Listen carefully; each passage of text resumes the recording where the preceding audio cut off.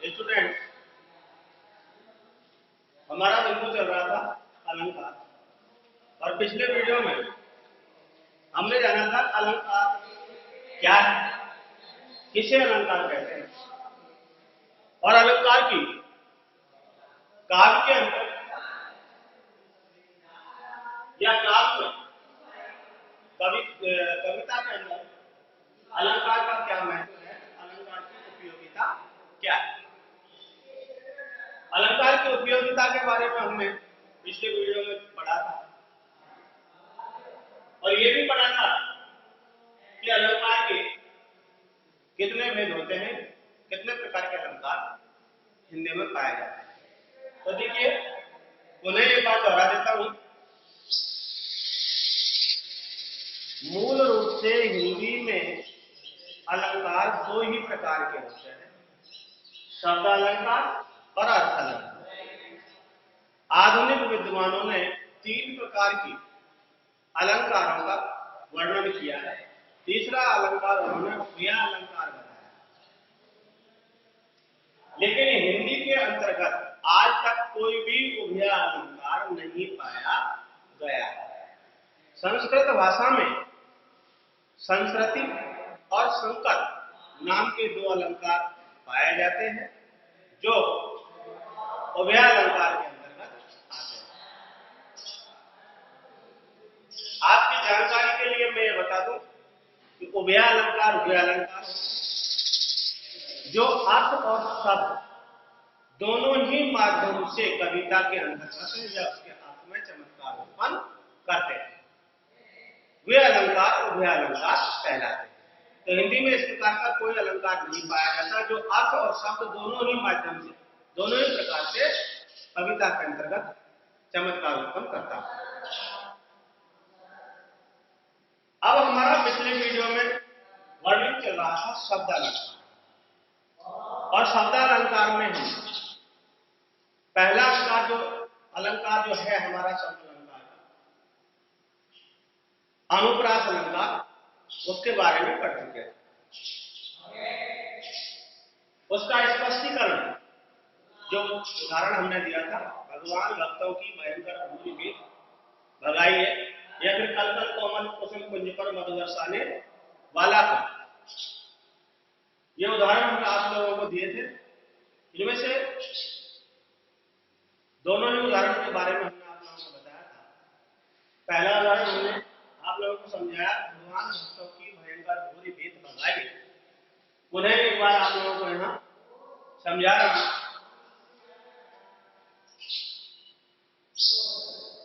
कौन सा अलंकार चल रहा था हमारा? अनुप्रास।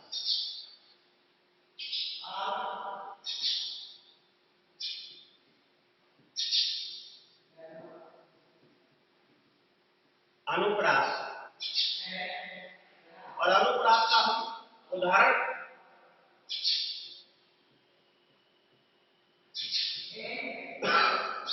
समझ रहे थे। तो उदाहरण हमारा पहला जो उदाहरण था, भगवान भक्तों की भयंकर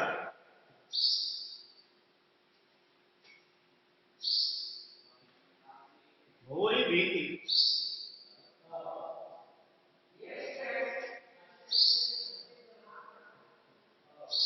भगाई, ये उदाहरण हमने लिया था। और इसमें हमने आप लोगों को बताया था किस प्रकार से जब किसी काव्य पंक्ति में कोई वर्ण, अनुप्रास की परिभाषा क्या है? अनुप्रास की परिभाषा को याद कीजिए, जो हमने पिछले वीडियो में बताया। उन्हें मैं आप लोगों के सामने दोहराना कि जब किसी काव्य पंक्ति में कोई वर्ण उसी क्रम पर, ये बात आपको नोट करने और ध्यान रखने की है कि कोई भी वर्ण उसी क्रम पर, उसी क्रम को याद रखें कि उसी क्रम पर बार बार आवृत्ति करता है, वहां पर अनुप्रास अलंकार पाया जाता है। तो आप लोगों को ध्यान रखने वाली बात यही है कि वर्णाकृति तो किसी भी काव्य पंक्ति में हो सकती है, लेकिन वो वर्णाकृति उसी क्रम पर होनी चाहिए। तो क्रम के बारे में भी हमने पिछले वीडियो में आप लोगों को बताया था, उन्हें मैं यहाँ समझा रहा हूँ आपको कि वर्णाकृति क्या है। कि जैसे देखिए हमारा ये शब्द है भगवान, तो इसमें 4 वर्ण है, 1 नंबर, ग 2 नंबर, वा 3 नंबर पे और ने 4। इसी प्रकार से भक्तों में 1 2, ई में 1, भयंकर है तो भयंकर में भय 1 पर, य 2 पर, के 3 पर और रे 4। भूरी है तो भूरी में भय 1 पर, रे 2 पर। जीती भय 1 पर और 3 2 पर। भगाइए में भय 1 पर, गा 2 पर, ई 3 पर और ये 4। तो देखिए ये इनका हो गया क्रम।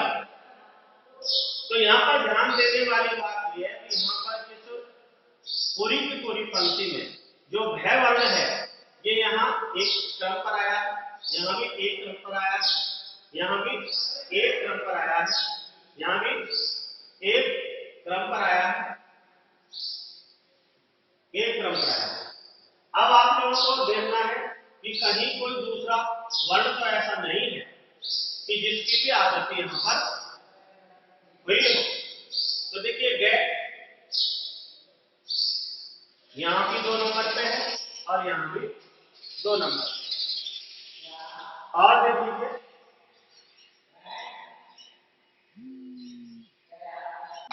और कोई ऐसा वर्ण नहीं है जिसकी आवृत्ति यहां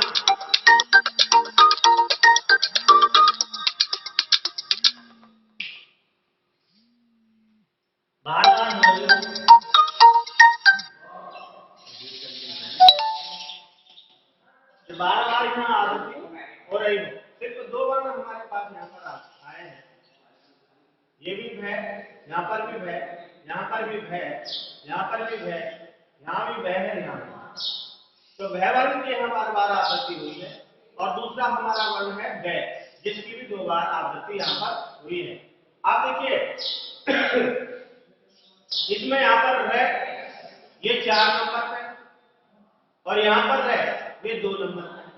तो आवृत्ति तो ये भी है, ये भी आवृत्ति मानी जाएगी, लेकिन ये उसी क्रम पर नहीं है, इसलिए इसकी आवृत्ति को हम अनुप्रास अलंकार के अंतर्गत नहीं मानेंगे, क्योंकि ये उस क्रम पर नहीं हुई है। तो सीधी सी बात है कि जब किसी काव्य पंक्ति में कोई वर्ण उसी क्रम पर बार-बार आवृत्ति करता है तो वहीं पर अनुप्रास अलंकार होता है। अब यहां हम इसका लिखेंगे स्पष्टीकरण।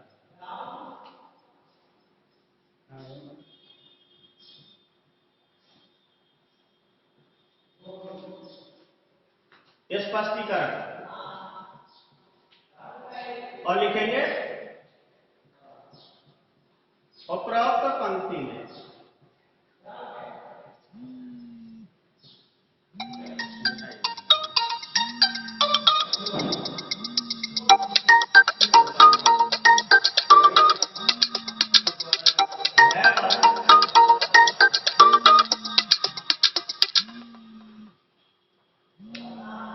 तथा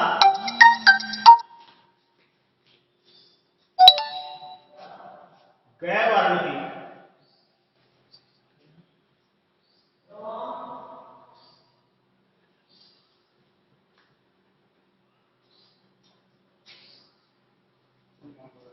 बार-बार आवृत्ति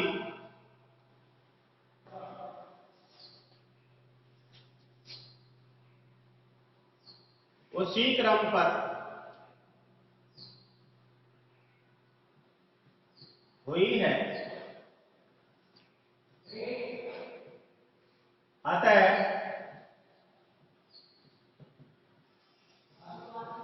यहां अनुप्रास अलंकार,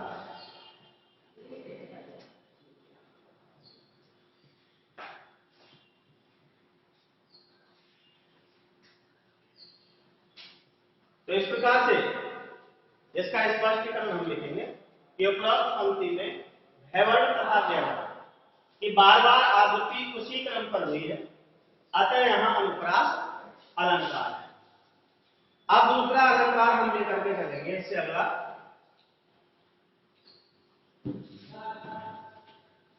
यमक अलंकार।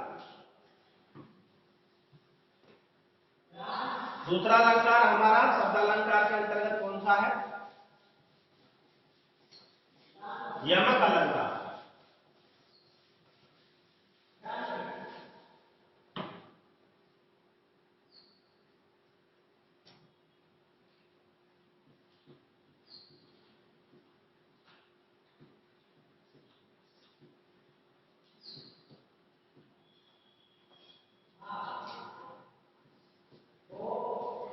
यमक अलंकार, यमक अलंकार की परिभाषा नोट करेंगे हम।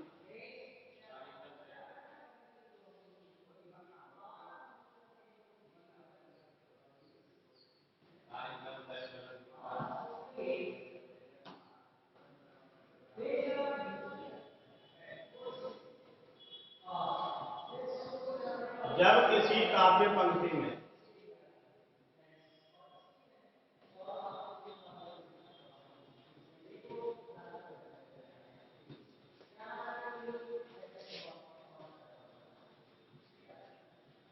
कोई शब्द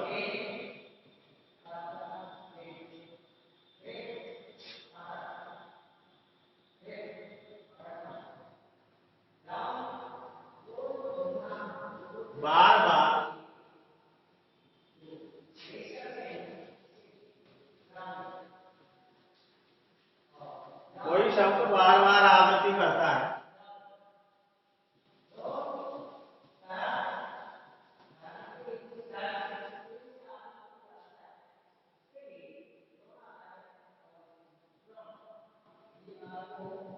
और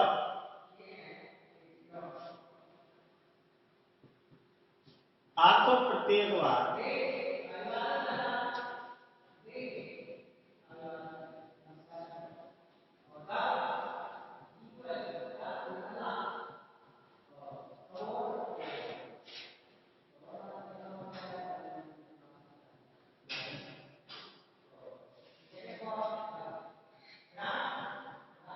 भिन्न भिन्न होता है।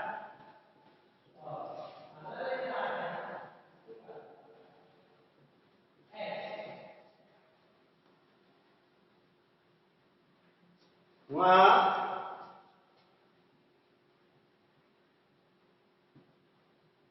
यमक अलंकार,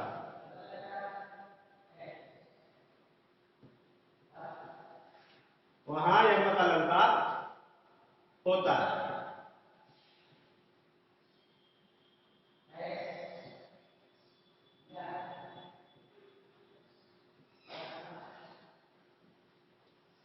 परिभाषा को एक बार पुनः जान लीजिए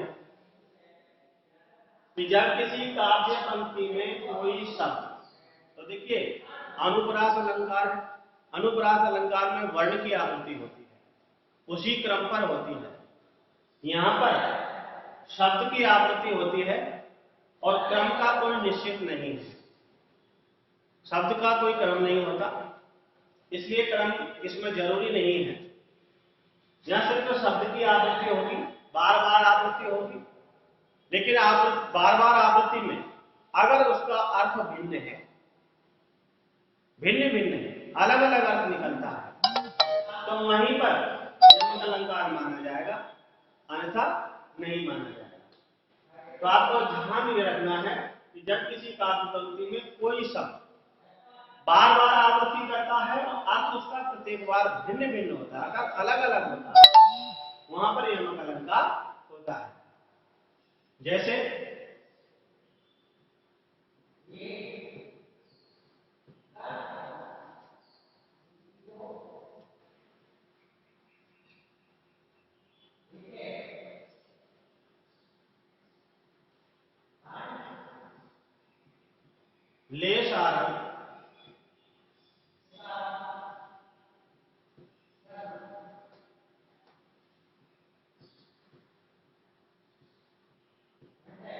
सारंग चली।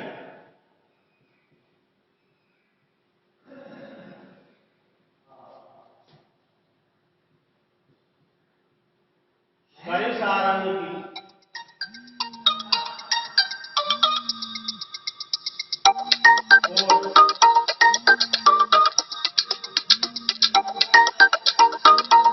ले सारंग सारंग चली करी सारंग की। मारक में सारंग मिलो।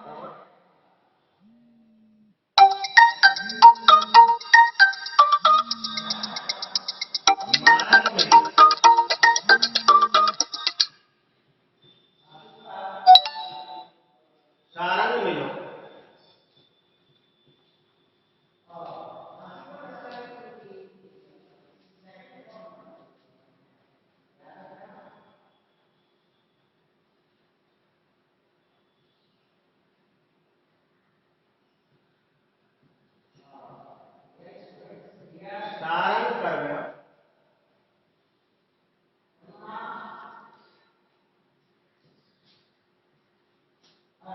चोट।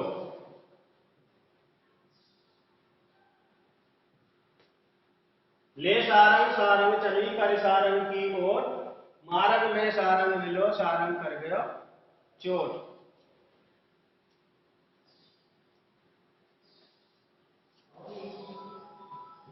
दूसरा लीजिए।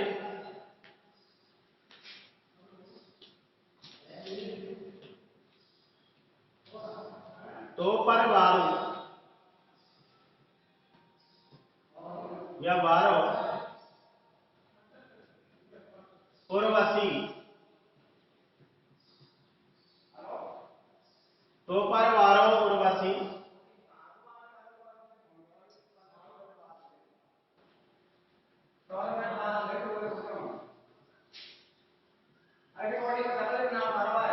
सुन राधिके सुजान।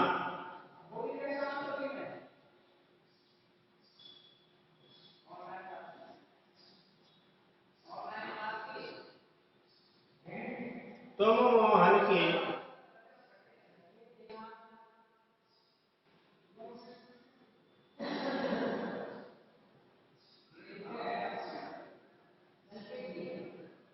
उर्वशी।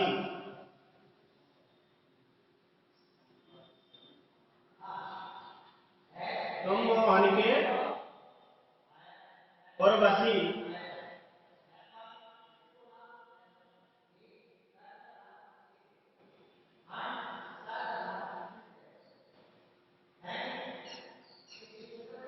अब उर्वशी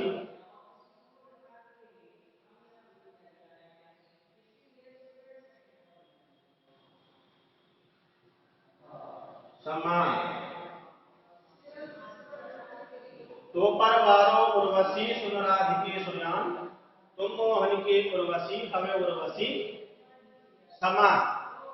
तो देखिए दो उदाहरण हमने यहां पर लिए हैं। पहला हमने उदाहरण लिया है कि ले सारंग सारंग चली कर सारंग की ओर। मारंग में सारंग मिलो सारंग कर गयो चोट। ये हमने लिया। और दूसरा हमने लिया तो पर बारो उर्वशी सुन राधिके सुजान। तुम मोहन के उर्वशी हवे उर्वशी समान। ये दो उदाहरण हमने यहां पर लिए हैं।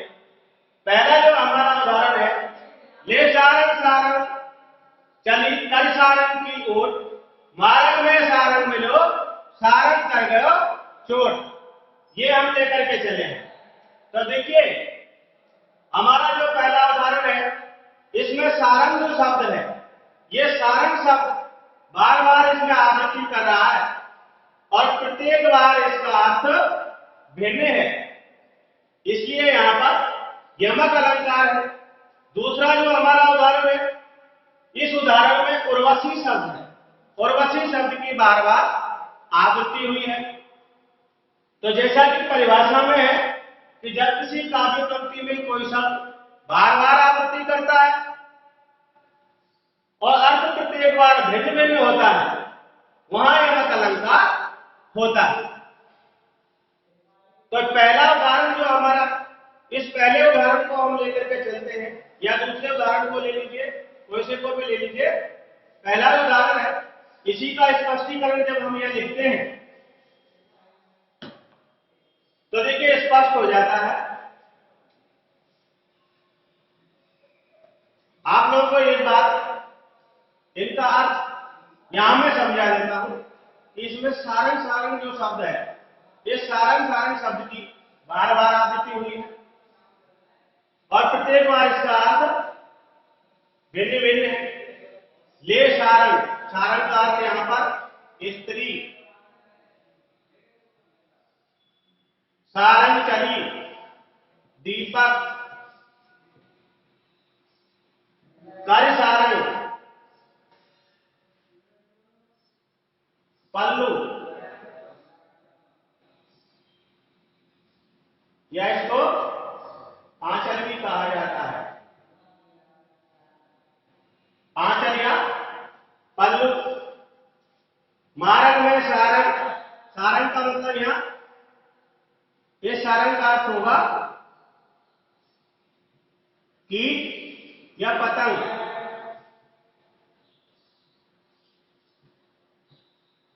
कीट या पतंग। और इस सारंग का अर्थ होगा वायु।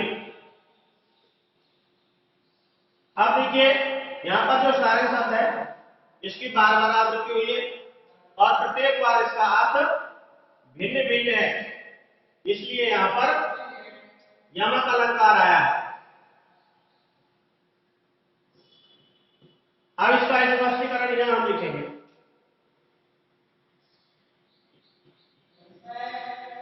स्पष्टीकरण।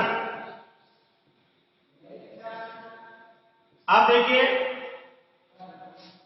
हम लिखेंगे उपरोक्त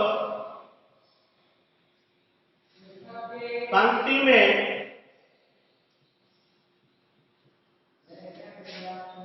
सारंग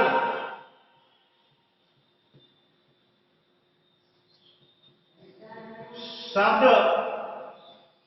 सारंग शब्द की आवृत्ति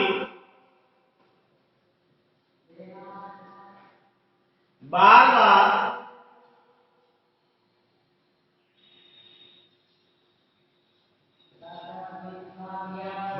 हुई है।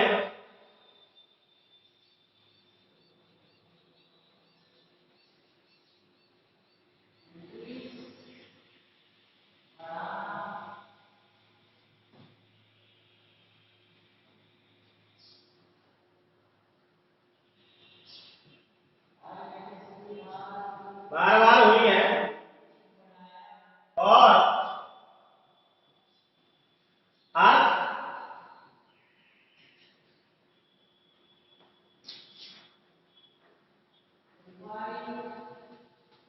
प्रत्येक बार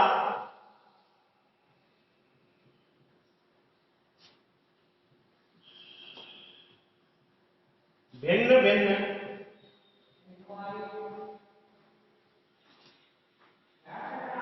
भिन्न भिन्न है।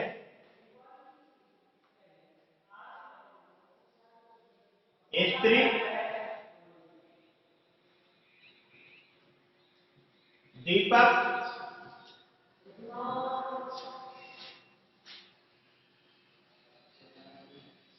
पल्लू,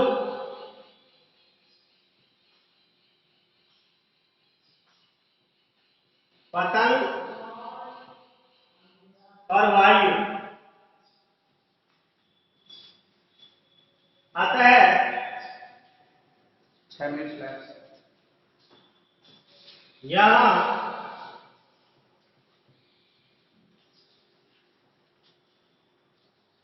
यमक अलंकार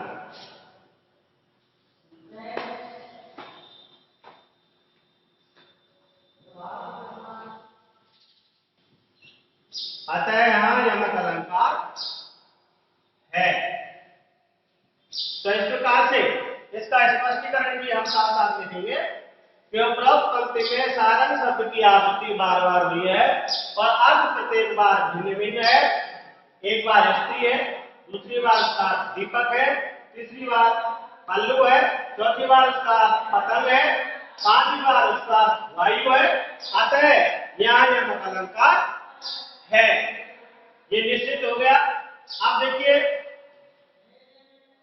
जो शब्दालंकार है, शब्दालंकार के अंतर्गत अगला जो अलंकार हमारा आता है वो अगला अलंकार आता है हमारा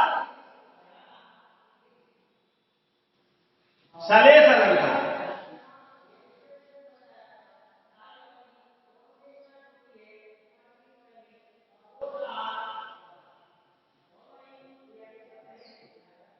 कौन सा आता है? सलेस अलंकार।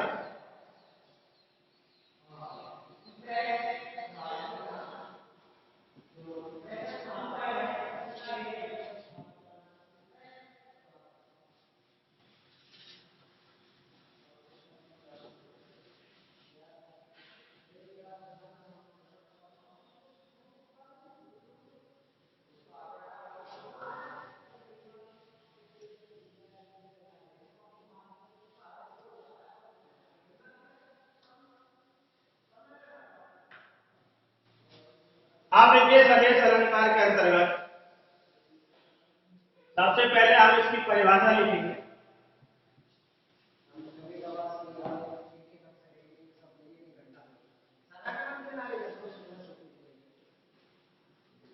सलेस अलंकार में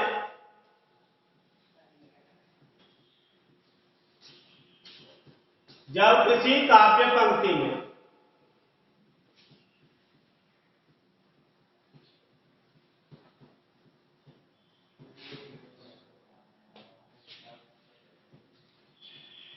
किसी भी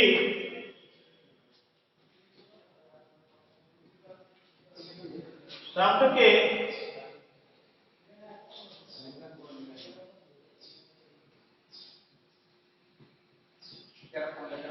एक से अधिक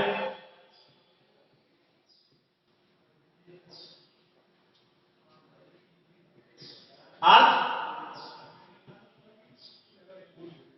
निकलते हो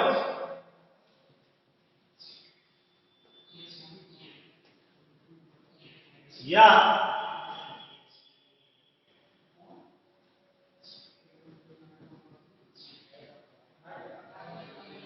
चिपके हुए हो वहां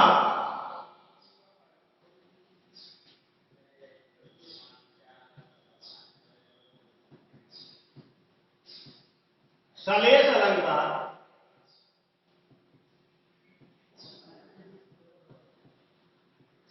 सलेस अलंकार होता है। अब देखिए कि जब किसी काव्य पंक्ति में किसी भी शब्द वो कोई भी हो सकता है और कोई भी शब्द हो उस शब्द के एक से अधिक अर्थ अगर निकलते हैं या चिपके हुए हैं तो वहां पर सलेस अलंकार होता है। अब एक चीज आप यही क्लियर कर लीजिए कि जो सलेस है इस सलेस शब्द का शाब्दिक अर्थ ही होता है चिपकना। क्या होता है? सलेस शब्द का शाब्दिक अर्थ होता है चिपकना। तो इसी से हमको ये याद रखना है कि अगर जहां किसी काव्य पंक्ति में कोई भी शब्द है उसके एक से अधिक अर्थ अगर निकल रहे हैं या चिपके हुए हैं तो वहां पर सलेस अलंकार ही होगा, कोई दूसरा अलंकार नहीं हो सकता, वहां पर सलेस अलंकार आएगा। ठीक है, आप देखिए अब लेंगे हम इसका उदाहरण और उदाहरण में हम लेंगे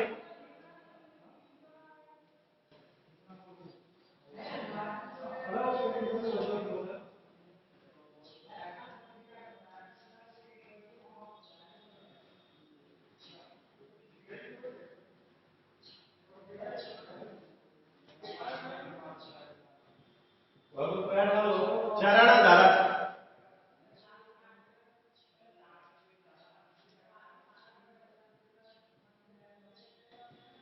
शंका कारक,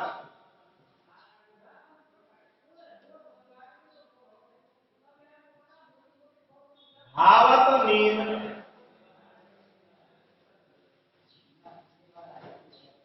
न शोर, चरण धरत शंका करत भावत नींद न शोर,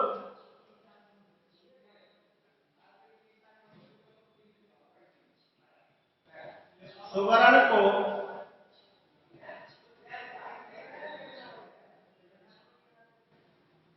ढूंढत फिरे,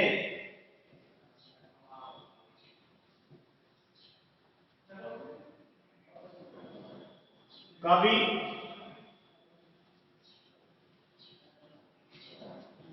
व्यभिचारी चोर, कभी व्यभिचारी चोर। ये पंक्ति है हमारे पास, ये उदाहरण है कि चरण धरत शंका करत धावत नींद न शोर, सुवर्ण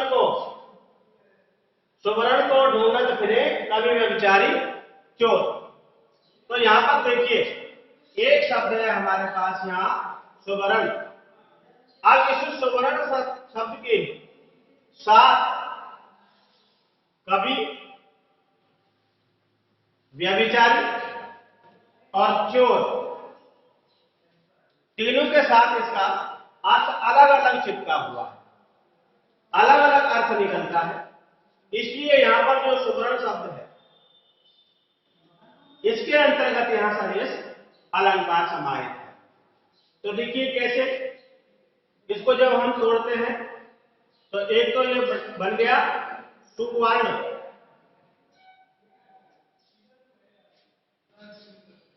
एक बन गया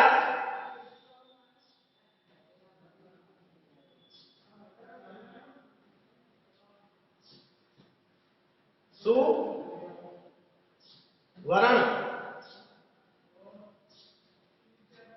और एक हो गया स्वर्ण, सुवर्ण, अच्छा,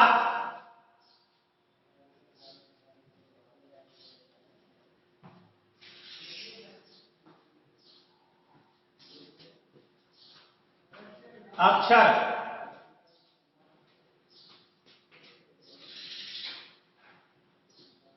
अच्छा,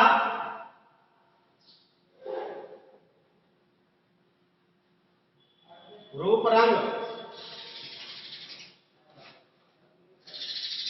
और स्वर्ण का मतलब सोना। तो देखिए इन तीनों की ही स्थिति एक जैसी होती है। पैरों को आगे धरते हुए ये हमेशा मन में शंकाग्रस्त होते हैं, इन्हें न रात्रि में नींद अच्छी लगती है और न ही इन्हें शोरगुल पसंद है। ऐसे ये तीन व्यक्ति होते हैं। कवि हमेशा कविता करते समय अच्छे अक्षर तलाशता हुआ रहता है और अच्छी से अच्छी कविता हमेशा रात्रि के समय में एकांत में बैठ करके करता है।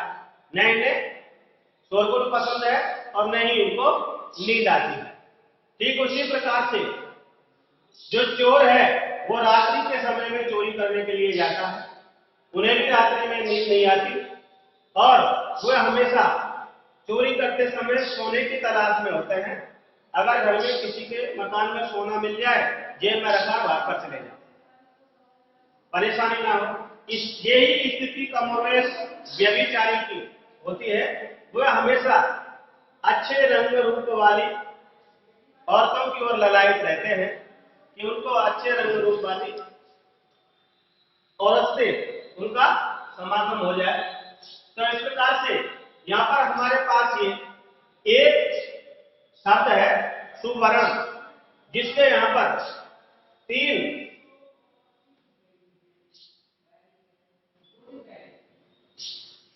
अर्थ चिपके हुए हैं, इसलिए यहां पर सलेश अलंकार है। तो यहां हम इसका स्पष्टीकरण और लिख लेते हैं।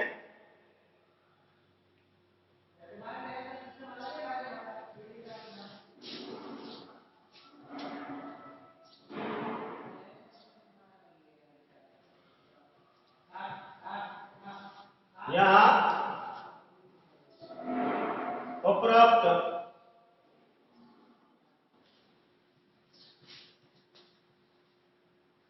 पंक्ति में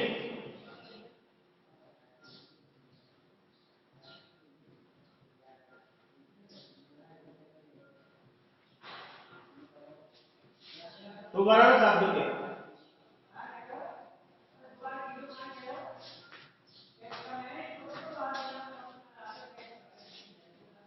एक से अधिक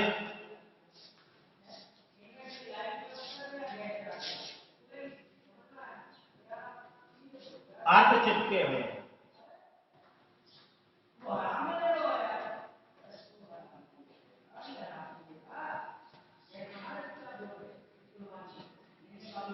चिपके हुए हैं।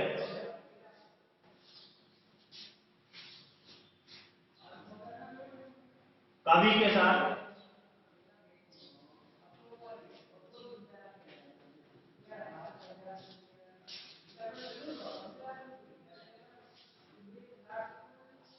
अच्छा अक्षर, कवि के साथ अच्छा अक्षर,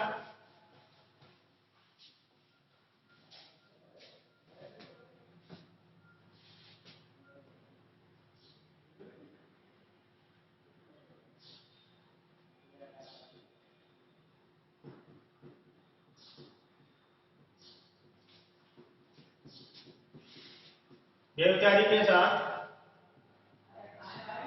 अच्छा रूप रंग तथा चोर के साथ सोना। अतः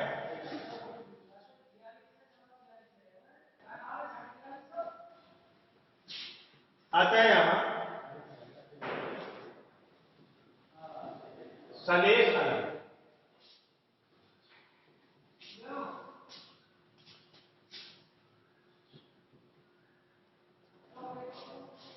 धन्यवाद। आगे के अलंकार हम अगले वीडियो में लेकर